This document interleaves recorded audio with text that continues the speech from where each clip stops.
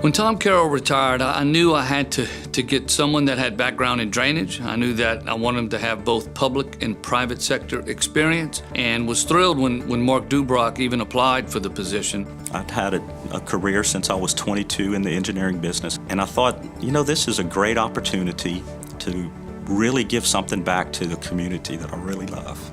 The flooding problems that exist for Lafayette Parish are not new.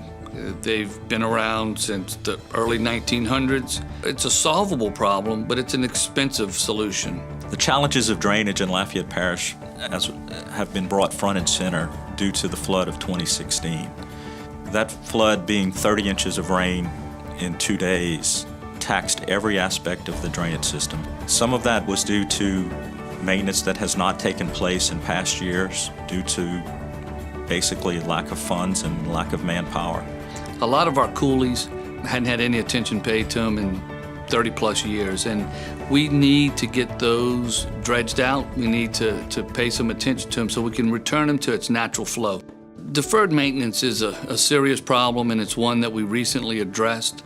We went to the voters and we had found some surplus money that we felt like would be better used to attack the deferred maintenance, $2.5 million a year going forward, plus $9 million of one-time money. And we came up with a little formula equation that allowed us to give a rating to those channels. I didn't want it to become political.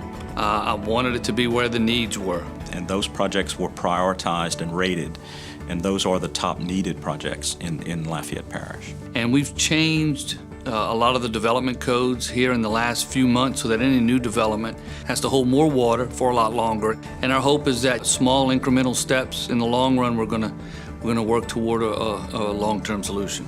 Typically, we've operated as silos where each parish is doing their own thing with their own priorities, their own interests, their own funds. But there's a project in Iberia Parish that will probably have just as much impact on Lafayette Parish as the Lafayette Parish projects will. So we combined all of our money to the tune of about $25 million to approach it from a regional perspective. And so that is in combination with every other effort that we've made to address our drainage problems. Another interesting aspect of the Drainage Initiative program is that at Joel's direction, we're going to publicly post on the dashboard tracking the progress of the 27 individual drainage projects. They'll know that when we applied for the wetlands permit, where we are with establishing or securing right-of-ways and servitudes to be able to do the work.